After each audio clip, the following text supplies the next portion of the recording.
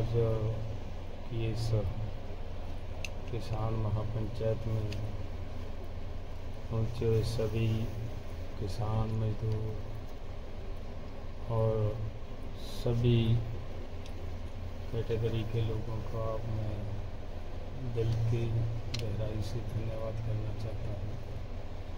आपने यहाँ आकर आज इस किसान महापंचायत को सफल बनाने का प्रयास किया है।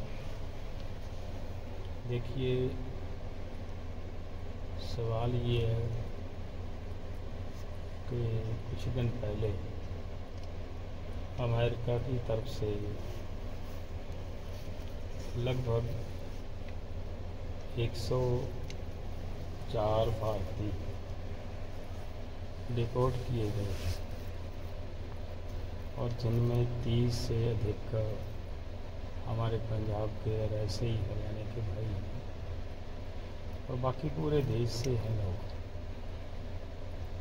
तो सवाल ये उठता है कि जिस कारण उनको डिपोर्ट किया गया वो उनको इस तरीके से जाना क्यों पड़ा। उसका मेन वजह यही है कि हमारे देश के अंदर रोज़गार नहीं है, एम्प्लॉयमेंट की जो कमी है उसकी वजह से हमारे देश के युवाओं को बाहर जाना पड़ रहा है और लोगों को एम्प्लॉयमेंट उपलब्ध करवाने में जो सेक्टर सबसे सक्षम है वो केवल एग्रीकल्चर सेक्टर है। अगर देश का एग्रीकल्चर सेक्टर मजबूत होता, सबको रोज़गार मिलता, खेती लाहेवंद होती, तो हमारे नौजवानों को, हमारे युवाओं को बाहर क्यों जाना, और वो बाहर गए हैं।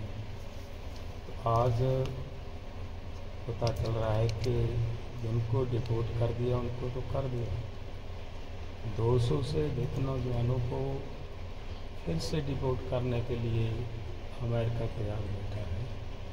ये बड़ी दुखद बात है। तो अगर एग्रीकल्चर सेक्टर में एमएसपी जो हम लड़ाई लड़ रहे हैं, सभी देश के किसानों को एमएसपी की गारंटी का कानून मिले और डॉक्टर स्वामीनाथन के फार्मूले C2+50 के हिसाब से फसलों का भाव मिले, तो मुझे लग रहा है इससे बड़ा और एम्प्लॉयमेंट का सोर्स देश में नहीं होगा। और इसमें सब पूरे देशवासी, हमारे युवा हमारे देश के अंदर काम कर रहे हैं।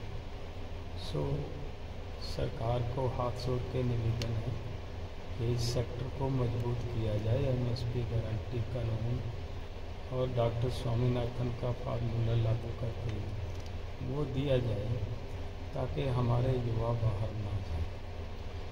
और मैं ये भी बताना चाहता हूँ, पीछे एक साल में 14,78,000 करोड़ रुपए का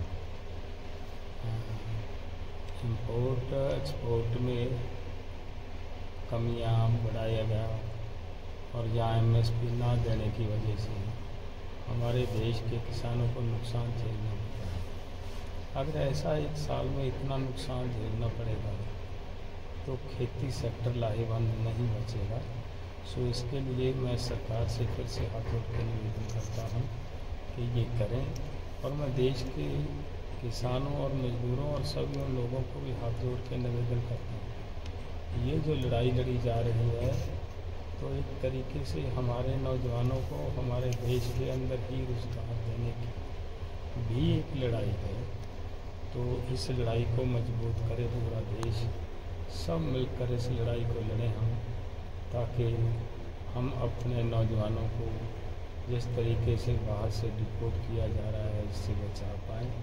और मैं सरकार को फिर से हाथ जोड़ के इसलिए भी निवेदन करता हूँ कि उन सभी नौजवानों का हाथ पकड़े सरकार, जिनको डिपोर्ट किया जा रहा है।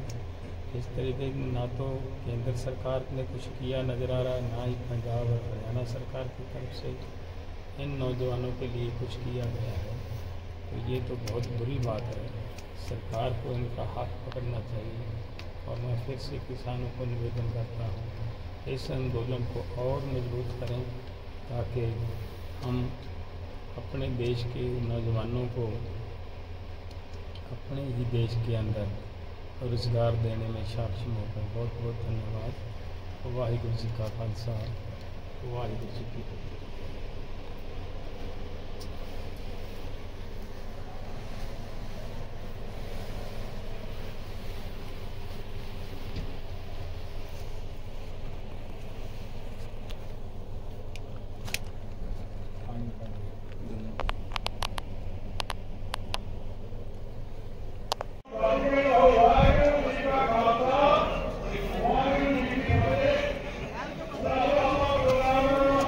किसान मजदूरों को दोनों चाहिए,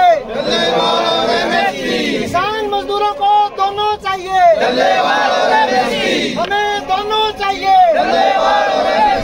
किसानों को दोनों चाहिए, हमें दोनों चाहिए। हमें क्या चाहिए, हमें क्या चाहिए, किसानों को क्या चाहिए। किसान मजदूर एकता जिंदाबाद, जिंदाबाद, जिंदाबाद। डलेवाल जी तेरी सोच पे